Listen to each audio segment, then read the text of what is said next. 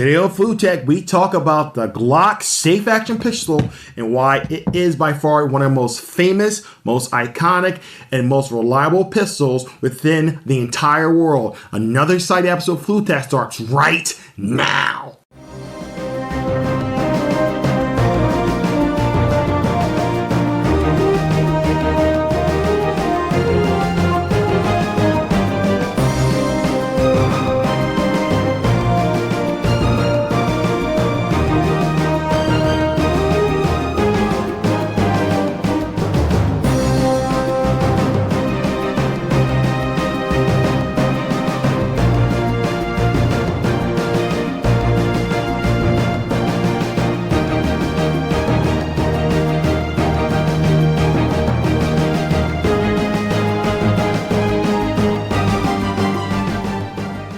Guys, welcome back to FluTac. I want to say once again, thank you guys so much. I am your host, Instructor Flu, also known as AKA the Faceless Gunslinger, and I am here to do the best I can to provide you with information to make you a better armed sitting, a safer, and more responsible gun owner, and really just talk about one of my favorite subjects, which are firearms, the killing devices that once again be used for good and evil. But I know that most people, just like you watching this show right now, are just good people out there who just like to go out there and just blow off some steam, and there's nothing wrong about just doing a little target shooting, and there's nothing wrong with that. Once again, I want to thank you guys. I mean, the subscribers are going up, but it's not even just about that. This is hopefully a community that you understand that you are a part of, and I'm so glad you're here with me, even though you don't know who I am or I can't really see my face. But with that being said, if you do want to support the channel, if you can't, that's perfectly okay. But if you do want to, I do have a Patreon, which is here.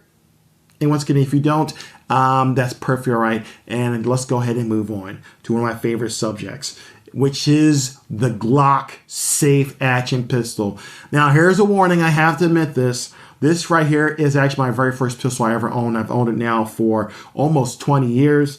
And it is still going very, very well after owning it for so long. And I must admit that I hate to say it, but I might lose some people, subscribers over this, but I am a Glock fanboy because I think they're just great pistols, and I'm going to tell you exactly why. All right, so before we begin, let's go ahead and make sure the weapon is clear. What I'm going to do is make sure it's pointing in a safe direction. I'm going to remove the magazine from the pistol. I'm going to lock back the slide. Slide is locked back. And you guys are going to help me do some good safety here. As you guys can see that we have a clear breech and no magazine. The magazine itself is empty. And we are ready to talk about my favorite pistol, the Glock Safe Action pistol. So, unfortunately, there are some people out there who do not like Glock. Some people say that they're ugly. Some people say that there's nothing special out of them. Some people say that Glock has really actually is not very innovative. Some people have said that. I'm going to disagree with you guys. And here's the reason why. Now, first of all, let's talk a little about a history of Glock. So, from my understanding, and please correct me in the comments, which you guys on YouTube, I know that you will. Please correct my comments if I'm wrong. But from my understanding, a brief history of Glock is that its inventor, Gaston Glock, he made military equipment, I think, in Austria to include things like shovels and stuff like that out of high-strength polymers. And the Australian military, I believe, was looking for a new service pistol, and he was able to put this together, the Glock Safe Action pistol. This particular one right here is a modified Glock compact pistol, and this is, and I'll tell you why in a second here. And a couple things about it that has really made this thing so famous was that the receiver or the frame itself is actually made out of high-strength polymer. If you watch a movie, a great Christmas movie, if you don't think it's a Christmas movie, please, I don't know what to tell you guys. But it's a great movie called Die Hard that starred Bruce Willis, where Die Hard 2, I think that's Die Hard, or Die Hard, I believe it was called. But they talked about, it was a scene where they talked about a Glock 7, which doesn't exist. But it's a pistol that it got a reputation because the frame itself is made out of plastic or polymer, that these things just go through a metal detector. Guys, that is 110% not true. Please do not do that. One, the upper receiver is made out of metal, so is the barrel, and also so is the ammunition that you're going to be carrying with the associated pistol. So do not do that, because you will go to jail, and probably rightfully so. When it comes down to it, if you're trying to bring a weapon on a plane for whatever reasons, when it comes down to that. So just make sure you guys think about that. I just wanted to dispel any rumors or myth there that you can't go through the metal detector while it's going off. So the polymer is really what made us unique. Now, a lot of people don't know this, but this is not really the first mass-produced polymer frame pistol. If you know what it is, please comment down below in the comment sections and tell me what you think it is. And guess what? Instructor Flu or Faceless Gunslinger may actually made a video about it. So go ahead and take a look through my videos. Simple plug there. But it really gained a lot of fame, really, when it came down to it, really just because of its incorporation of law enforcement. The Glock 17 was the first model that was produced. It was called that, from my understanding, because it was obviously the inventor's Gaston Glock, rest his soul, who's passed away now, and it had a 17-round magazine capacity. Now, if you think this was back in the 70s when it were really first produced, 70-80 time frame, I mean, most police departments in the United States, I would say overall, we're still carrying around 6 shooters or some type of pistol, revolver that had 6 rounds versus semi-automatic. So this was really revolutionary, particularly in the 80s and 90s. It really took over. Anybody knows anything about firearms, particularly back in the 90s, the M9 Beretta really was the standard, because it came into service, I think, in 1985 from the military, and a lot of law enforcement had it in the 90s, but the Glock slowly took over. And I can still tell you to this day that overwhelmingly, I think it's roughly about 60 to 70 law enforcement agencies within the United States carry some type or form or model of a Glock pistol, and there's a good reason for that. I like to call the Glocks the AK 47s of the pistol world, because they're really, really tough pistols, and you'll see here very shortly why in my shooting montage, so make sure you stick around. And they really are. When it comes down to it, they're just really simple to maintain, really simple to operate. Like any type of weapon, though, you got to make sure you don't take that for granted and do your proper maintenance. This particular version is a Glock 23 Generation 3 that's supposed to be chambered in 30 cal or 40 cal, but I've actually modified it with a aftermarket barrel and also with an extractor to make it into a 9mm. The reason I did it for the agency that I'm working for was switching from a 40 caliber platform to a 9mm, and I was really looking about what do I need to do in order to have a 9mm. I just buy a completely new one, but this is just the versatility of the Glock, that there's many resources out there where you can modify those to change different calibers. If you're a person who's into prepping or survivalist too as well, this is a huge advantage, because it gives you a lot more options to have different types of ammunition with simply a lot of times just change out the barrel, really. And if you want to, the magazines, depending on what caliber you're using, and maybe the extractor. But it's that simple and easy. I already have a full takedown for beginners. Once again, where I check the weapons clear, but we'll open it up a little bit. And just like that, in a matter of seconds, you have pretty much a completely fill strip Glock. And it's just really simple. You have the slide, really simple slide. You've got yourself the barrel. Once again, this is a modified barrel here. I'm using a Lone Wolf Alpha Wolf barrel that's 9mm. I've used it. It's fluted to help reduce some of the weight, and I like the way it looks too as well. Very reliable. I've never really had any issues with it. I mean, there's always some breaking in. If you're a gun guy or a gun person or gun gal, knows some breaking in requires there just to get the mechanical parts getting moved where it needs to. And I also have a Lone Wolf aftermarket spring. And like I said, I had this pistol for about 30 years, and it's to this day, this is still my go-to carry pistol that I carry almost every single day I'm outside. If you look at interiors, the lower receivers, frame is still overwhelmingly polymer, but there are some metal parts here when it comes down to it, and really just a great system.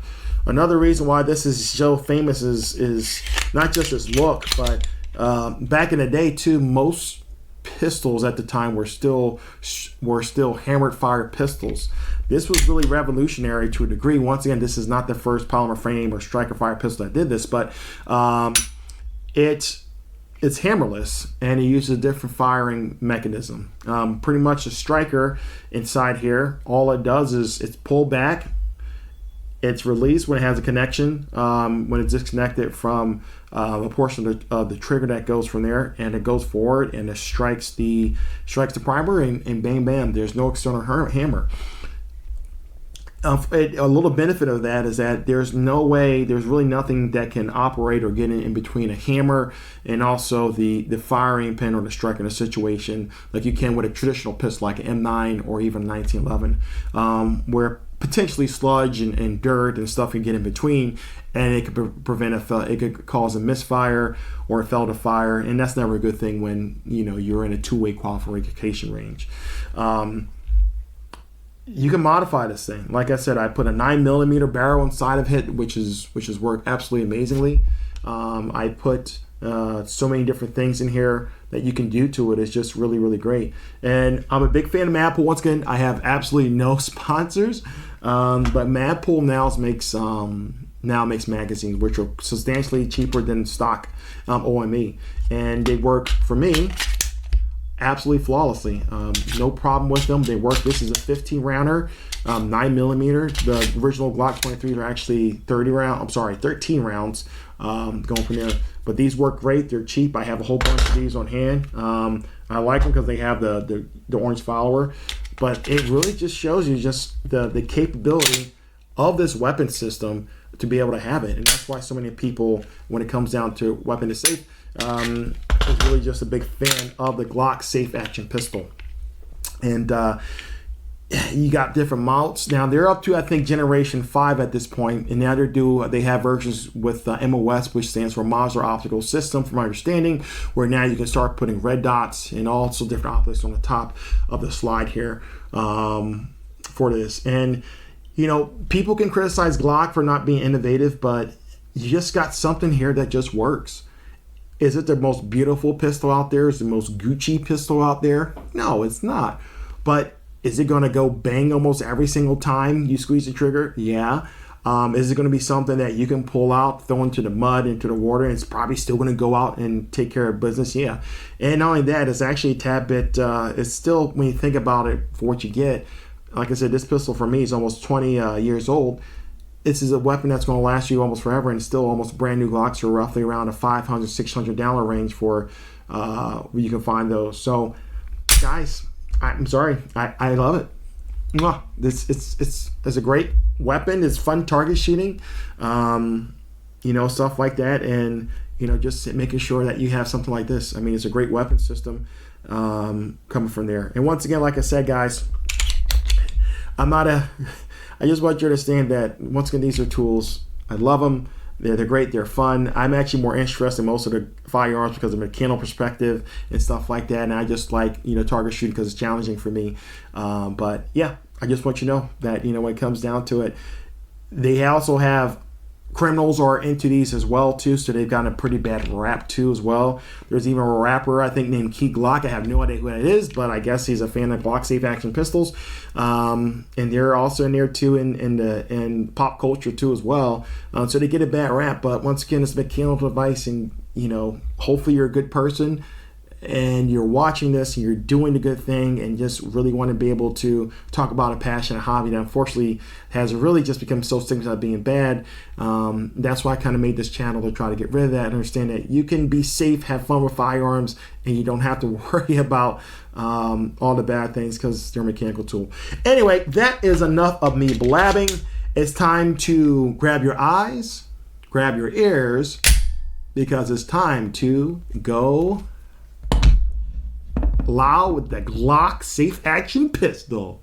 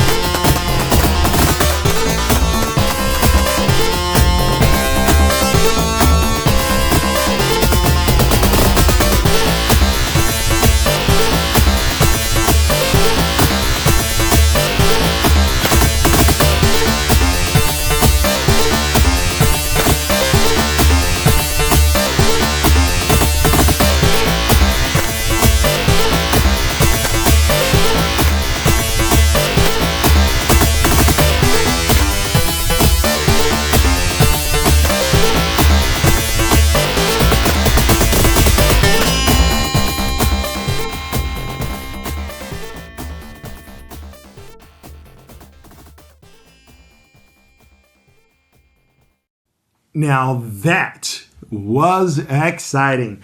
If that video did not turn you to a Glock fanboy after watching how great this pistol is, I don't know what will. Once again, guys, this is just my opinion, and I know firearm guys and gals, you know, we're particular about our weapons, but I will say this. I just want to say once again, I know I say a lot. Thank you guys so much. I really love the FluTac community. I love the 2A community out there.